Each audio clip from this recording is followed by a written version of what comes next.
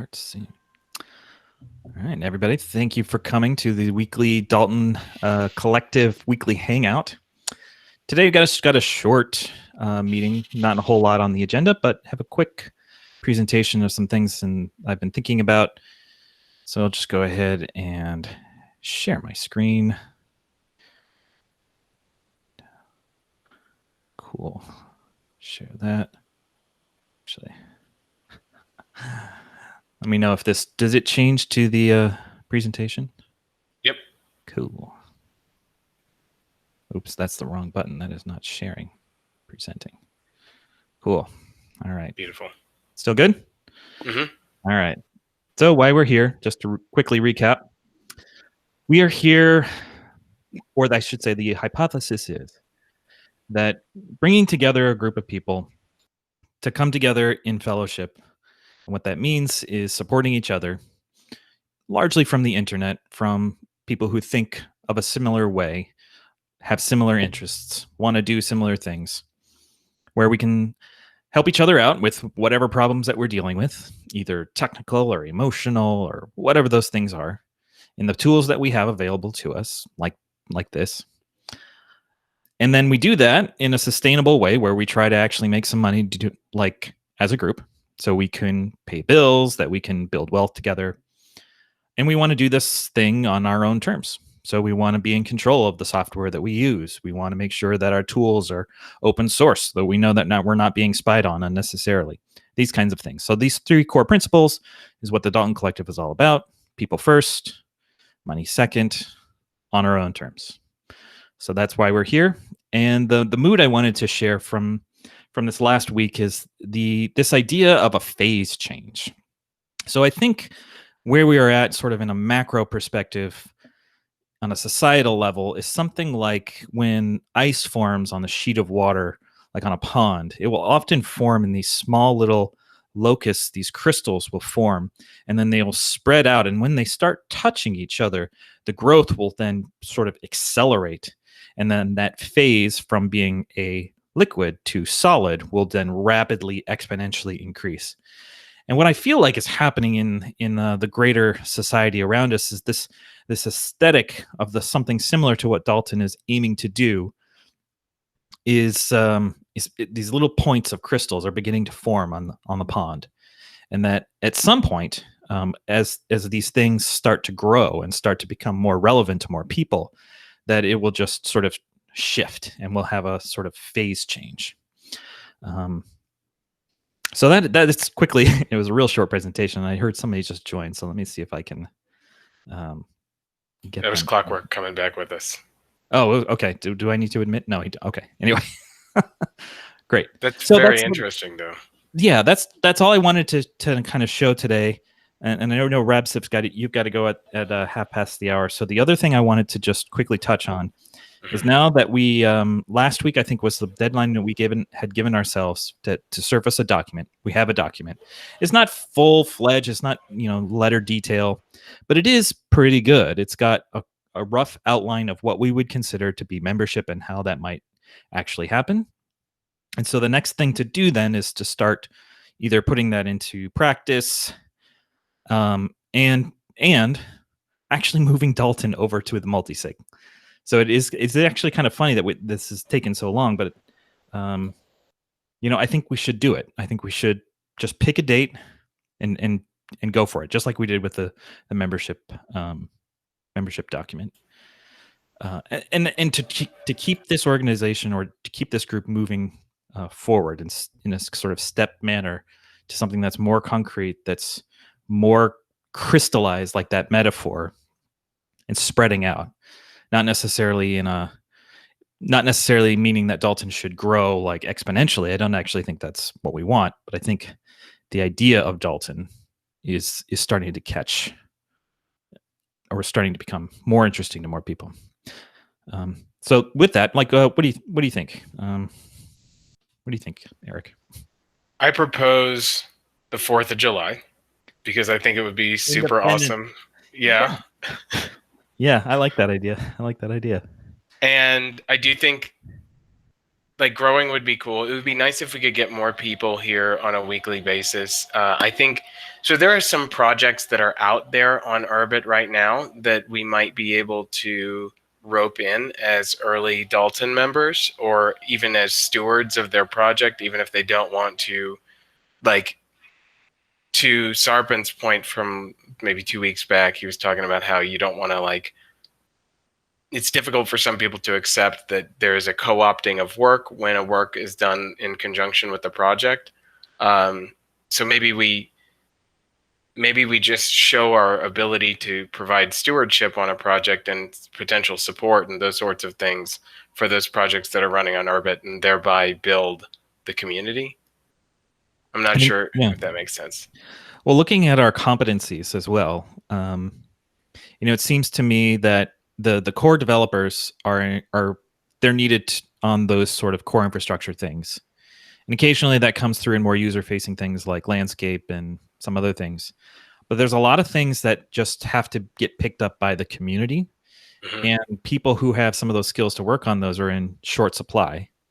So if we can gather enough together such that we can organize and direct our efforts, that sounds like a pretty good short-term, or even potentially longer-term project. Yeah. And I think we've got enough Hoon skills to make something happen. Hopefully. I think so too. Especially we in the Hooniverse group are getting ready to come out with some lessons for Gaul. And the guy who's writing them is still working on them and is going to touch base with some of the core developers.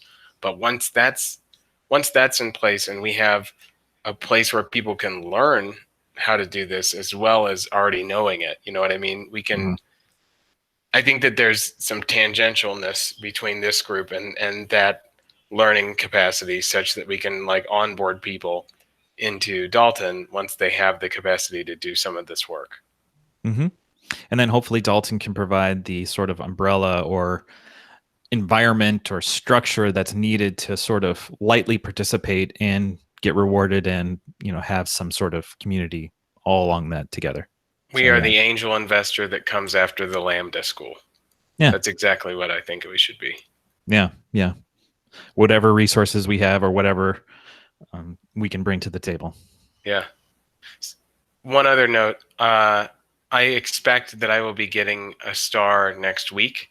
Okay. That I am going to donate to the group, and I think we should communicate with the Urbit Live guys or somebody, maybe Planet.market or whatever it's called, TACRED's version or whomever. We should work with one of the groups that's out there vending these the planets off of a star and get an income stream started for Dalten. Yes. And another idea, which might take a little bit longer, but also worth consideration. So I'm just calling this Project Sarpin right now, just after Sarpin Laplux. But the project is to group or bundle planets together into and to bootstrap a market for things, because most people, almost everybody on the internet can afford a planet because they're like $10. But not everybody can afford a star. In fact, few people can, because they're a couple $1,000s, and that's a lot of money, especially if it's not worth $1,000 or $2,000 next year. Okay, well, what if you wanted to bundle 1,000? Now you have a kiloplanet, and then you have a mega planet, and then like a gigaplanet, right? Awesome. Those types of assets could be traded fairly soon, I think, within the next several months. And that could also be a way we could, quote, kickstart liquidity, which is to bundle up some of these things into, because they probably fall into the, since they're going to be probably constructed in like Merkle trees, right? So then they'll be in these still powers of 2. So probably a 1024 might be a good place to start to see if there's some demand for something like that. That's interesting. And then try and vend them to like communities rather than anything else. Well, I mean, it's hard to know who the end. Well, I should say that there are some idea of who the end consumer or who would want to do this. So there are some user stories for this project. But yeah, it could be community managers who want to have some level, a number of planets, but not like not a whole star. So in that case, maybe in the low hundreds might be really pretty good for a community, but potentially in the thousands. Depends on how big the community is. Yeah, so that would be one, and then there'd be another one that might just want to do price discovery or arbitrage opportunities between. Okay, so say I can get 100 planets for this price, which is like a discount off of their list, and then break them up and then start selling them individually for a profit, something like that. But there is quite a difference if you look at like what a planet sells for and what a star sells for. Because if you took the planet price and just multiplied it by 65,000, that would imply that a star is worth 650,000, which is not even close. So there's some discrepancy there between the values, and having something in the middle might help discover the value of both of those things better, because they're just too far apart. That's very interesting. How can we support that? Well, Sarpin is working on it, so we're already helping him in that, or he wants to do this under.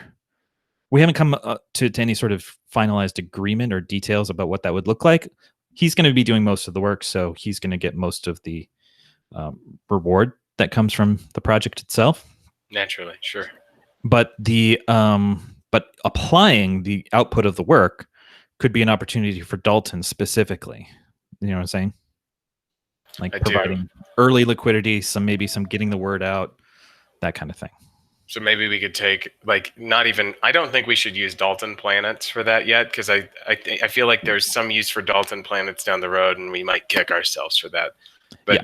I'm happy to see this star just used up and used however we can to experimentally try and garner value from it. So if we want to say half of the planets can go to Urbit Live for sale, and then the other half are reserved for this project or whatever measure, I think that would be great. Yeah. And not only that, but that's sort of like selling individual planets is, quote, high margin, right? So you'd want to have a mix of volume and margin in a yeah. Nice, cash flow situation, I suppose. Let's do that. That's awesome. Okay. Yeah. All right. Well, I really like the idea of July 4th being being the day we do the transfer.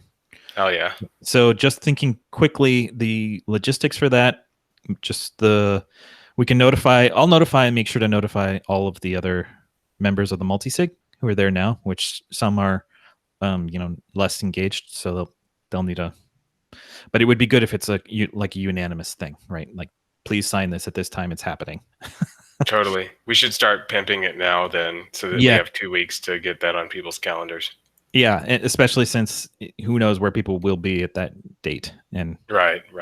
That's the one problem with it. Hopefully, they're not going to be like a lot of stuff has been canceled, so hopefully they're going to be liberated. But we'll see. Maybe in more ways than one.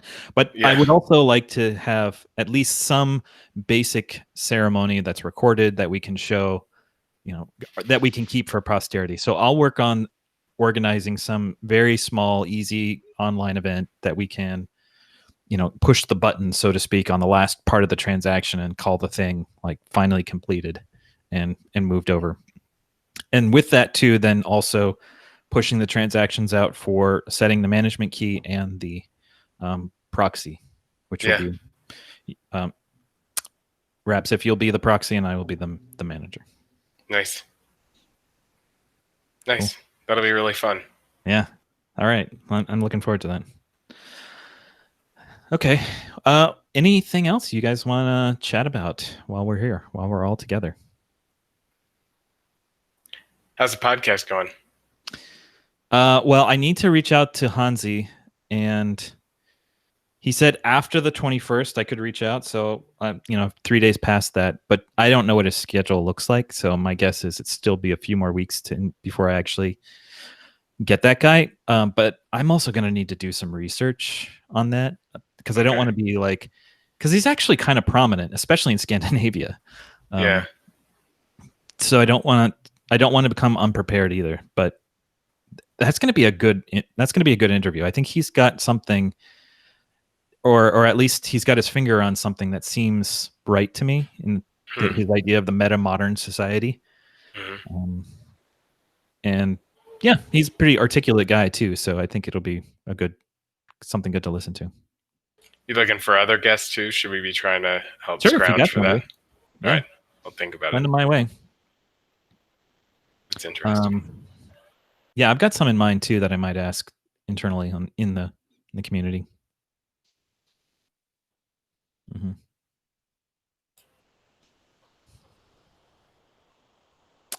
See, Palfin joined us. Thanks for dropping by. Yeah, what's up? Hey. I'm just like, Nice to have you. yeah, of course, it's fun to like get to hang out here for a bit, see what's going on. I'm ashamed that I have to drop off here in a minute because we usually go for a little bit longer than this and have a nice discussion. Yeah. So I have another thing to share. It's sort of tangential to Dalton, but also something maybe you guys will find interesting.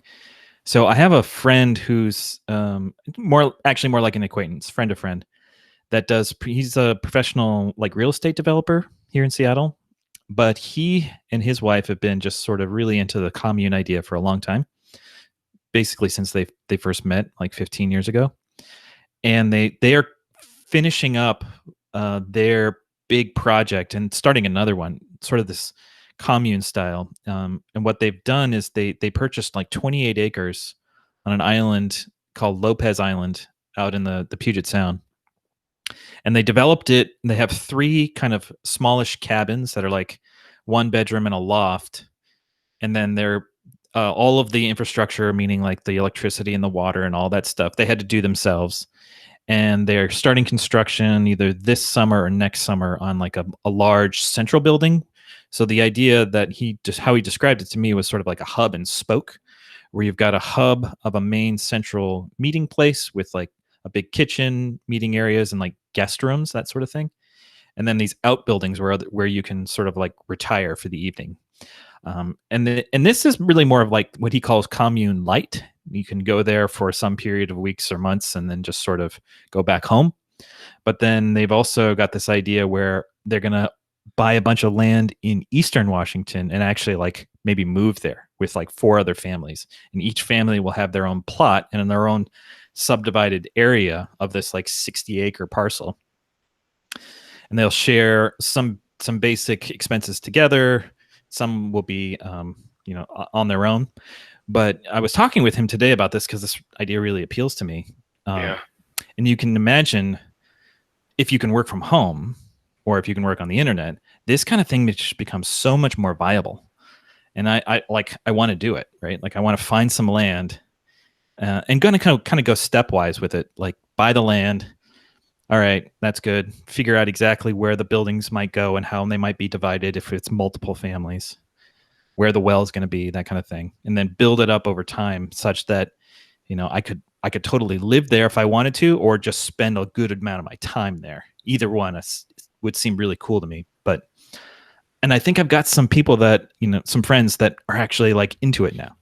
Like this whole COVID thing is really sort of shaking people up, and in some ways, in a way that they can see that, yeah, you can do things sort of remote. Remote is becoming far more acceptable.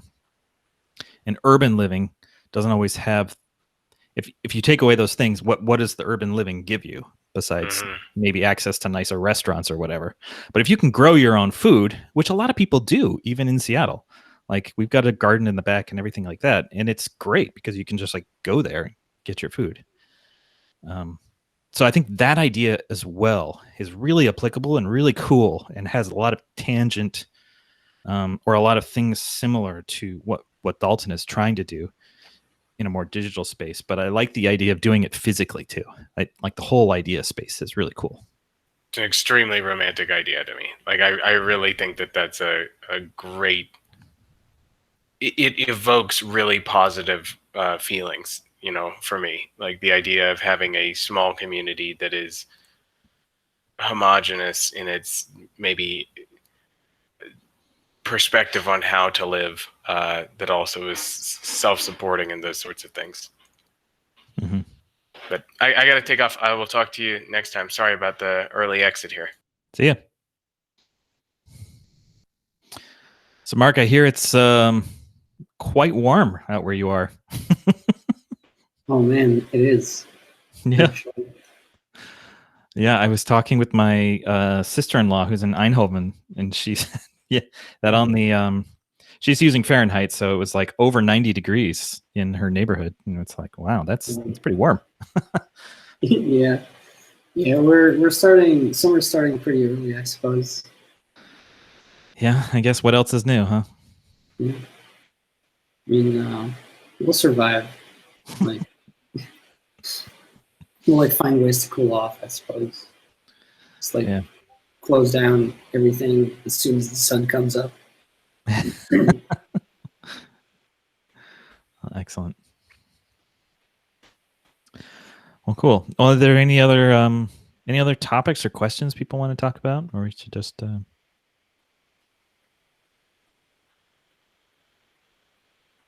okay, cool. All right. Well, spread the word. July 4th will be a little monumental or an occasion in the Dalten Collective history where we actually move things over, finally get this into collective hands. Cool. That's a very good milestone to hit. Yes. I think so.